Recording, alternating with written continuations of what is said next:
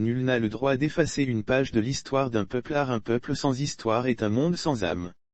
Voilà la célèbre phrase avec laquelle la grande voix africaine de Radio France Internationale, RFI, Alain Foka introduit ses « Archives d'Afrique ». Colibri News se propose de vous faire découvrir, à sa manière, l'histoire de l'Afrique sous un autre angle, à travers des séries. Cette première série nous amènera à la découverte des surnoms de certains présidents africains. Merci de visiter, d'aimer et de partager notre page Facebook, Le Colibri.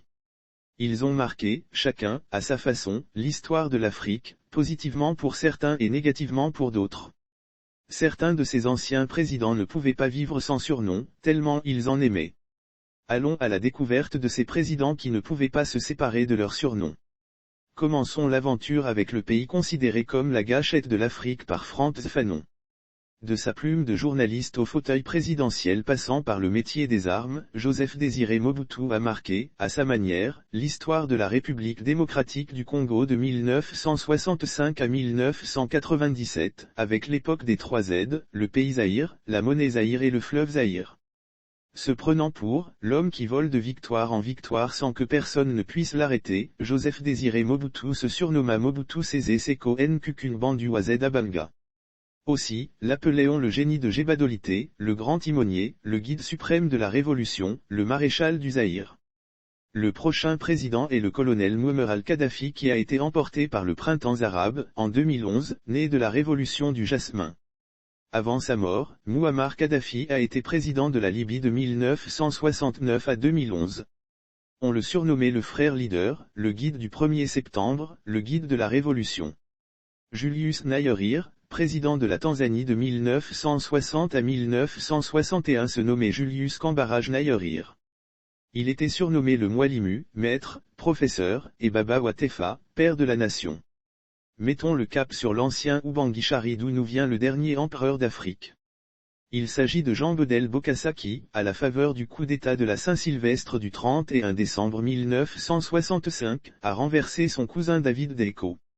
Jean Bedel Bokassa était successivement président de 1965 à 1977 et empereur de 1977 à 1979 de la Centrafrique. De Papa Bac, il deviendra en 1972, Monsieur le Président à vie puis Monsieur le Maréchal de la RCA, en 1974. 2 ans plus tard, il va se surnommer, pour quelques mois, Salah Eddin Ahmed Bokassa. À partir de 1977, après son sacre comme empereur, il se fait appeler Bokassa Ier, empereur de Centrafrique par la volonté du peuple centrafricain, uni au sein du parti politique national, le Mouvement pour l'évolution sociale de l'Afrique noire. Celui-ci est considéré comme le père du panafricanisme. Il est aussi le père du Nkrumah ou du socialisme scientifique. À sa naissance, Kwame Nkrumah s'appelait Francis Kofi Gonloma. Avec son arrivée au pouvoir, entre 1960 et 1966, et au fil du temps, il va s'appeler Ghana Osagie-Fo, le Rédempteur, Auna Bobirim, celui dont la présence électrifie, Atanka Souro, celui dont la réputation fait trembler le monde, Brice Emaz, qui est capable d'affronter les événements incontrôlables, Katamanto, qui ne revient jamais sur sa parole, Waya Diaye, le rénovateur de toutes choses, et Kasapreko, qui a le dernier mot. De 1971 à 1979, l'Ouganda était dirigé par Idi Amin Dada qu'on surnommait son Excellence, président à vie, maréchal, Al-Hadj Dr Idi Amin Dada, conquérant de l'Empire britannique en Afrique et en particulier de l'Ouganda. Allons dans la forêt équatoriale africaine pour présenter Omar Bongo. À sa naissance, l'ancien président du Gabon de 1967 à 2009 a reçu de ses parents les noms Albert Bernard Bongo. En 1973, il devient El Hadj Omar Bongo et en 2004, El Hadj Omar Bongo Ondimba. Il a aimé s'appeler aussi le boss, le président, le Mollah Omar, le Kennebel de l'Ouahi, le sage de l'Afrique. Allons en Côte d'Ivoire, pays bien-aimé de Moussa Doumbia alias Tikanya Fakoli, pour découvrir les surnoms de Félix Houphouët-Boigny, ancien président de ce pays de 1960 à 1993. Il est né d'Ya Houphouët. En 1915, il se prénomma Félix. 30 ans après, il devient Boigny qui, en baoulé, veut dire bélier. Par la suite, on va le surnommer président paysan, le premier paysan, le crocodile, animal endormi en apparence mais réactif, Foufouet, le vieux.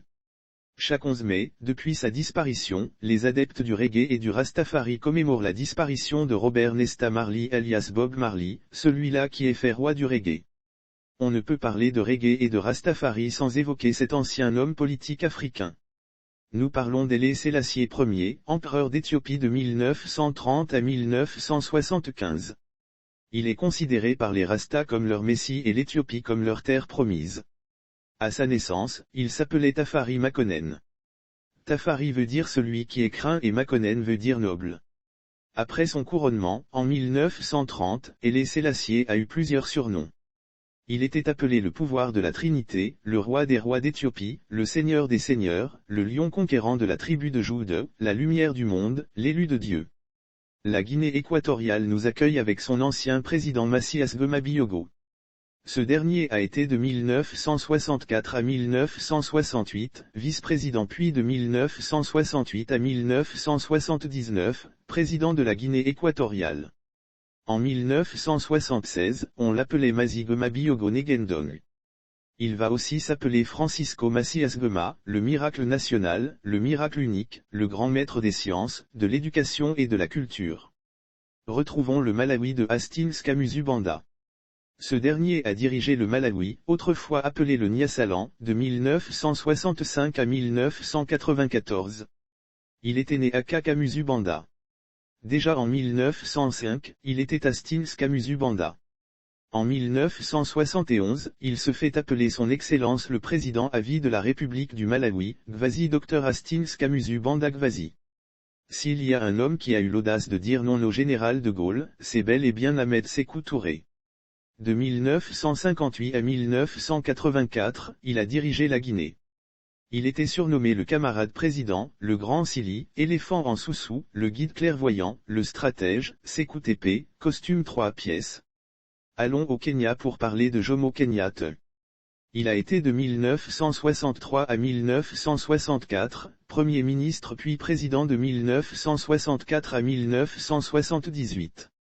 À sa naissance, ses parents l'appelaient Kamoa Mugai. À l'école, on l'appelait Johnstone. On l'a connu surtout sous le surnom de Jomo Kenyatta. Jomo qui veut dire la lance brûlante et Kenyatta, ceinture de perles Maasai.